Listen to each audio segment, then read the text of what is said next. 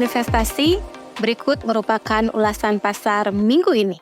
Zona Amerika, data pertumbuhan ekonomi kuartal 3 yang final telah dirilis. Tumbuh 4,9% annualized, lebih baik dibandingkan pertumbuhan 2,1% annualized kuartal 2. Data pertumbuhan pendapatan dan pengeluaran personal bulan November telah dirilis. Pendapatan personal bulan November tumbuh 0,4% month on month, sedangkan pengeluaran personal tumbuh 0,2% month on month, lebih tinggi dibandingkan pertumbuhan bulan Oktober. Untuk pendapatan personal dan pengeluaran personal, masing-masing tumbuh 0,3% month on month dan 0,1% month on month. Kita masuk ke zona Indonesia.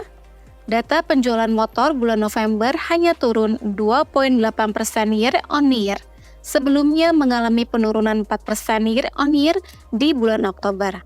Sesuai ekspektasi, Bank Indonesia menahan suku bunga acuan di level 6%. Keputusan ini untuk menjaga stabilitas nilai tukar rupiah serta agar inflasi tetap terkendali. Untuk perekonomian di tahun 2023, Bank Indonesia memprediksi tumbuh 4,5% hingga 5,3%, sedangkan tahun 2024 diprediksi tumbuh 4,7% hingga 5,5% year on year. Neraca transaksi berjalan di tahun 2023 diprediksi oleh BI defisit minus 0,4% terhadap GDP hingga surplus 0,4% terhadap GDP.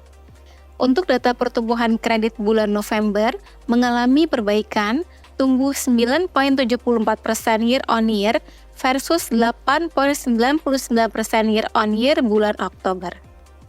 Suplai uang yang masuk dalam kategori M2 hanya tumbuh 3,3% year on year bulan November, relatif flat dibandingkan pertumbuhan bulan Oktober sebesar 3,4% year on year. Market view, IHSG selama sepekan ditutup menguat 0,65% week on week di level 7.237,519. IHSG pekan ini diharapkan masih berada di zona positif atau setidaknya berada di level 7.000 karena pekan ini merupakan tutup tahun dari tahun 2023. Sentimen global cukup positif saat ini, khususnya dari Amerika Serikat, setelah The Fed sesuai ekspektasi menahan suku bunga acuan serta mengindikasikan adanya penurunan suku bunga di tahun 2024 sebanyak 3 kali, atau The Fed akan mulai mengimplementasikan kebijakan moneter yang longgar di tahun 2024. Asing mencatatkan pembelian bersih sebesar 1,52 triliun rupiah selama sepekan, atau outflow sebesar 9,04 triliun rupiah secara year to date.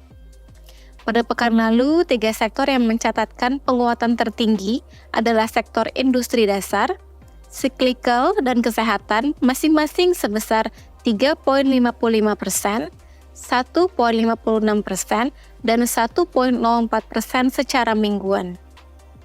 Pada tanggal 22 Desember 2023, yield benchmark SUN 5 tahun flat menjadi 6,43%, yield benchmark SUN 10 tahun turun menjadi 6,47%, yield benchmark SUN 15 tahun flat di level 6,63%, dan yield benchmark SUN 20 tahun flat di level 6,78%.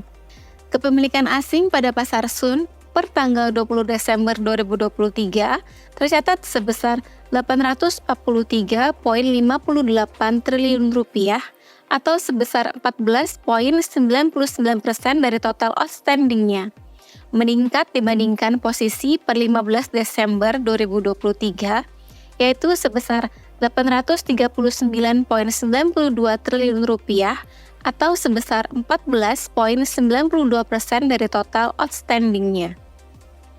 The Fed telah mengindikasikan kebijakan moneter yang longgar di tahun 2024 atau adanya penurunan suku bunga sebanyak 3 kali yang akan berdampak positif bagi pasar finansial dunia termasuk Indonesia.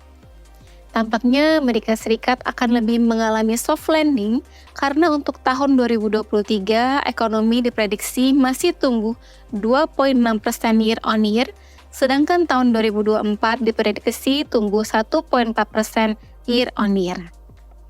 Indonesia juga akan mengalami penurunan inflasi di tahun 2023 sehingga inflasi akan lebih terkendali dan Bank Indonesia tidak akan menaikkan suku bunga acuan.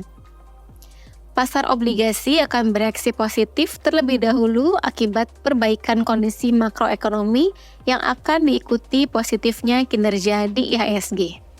Sobat berinvestasi, tetaplah berinvestasi.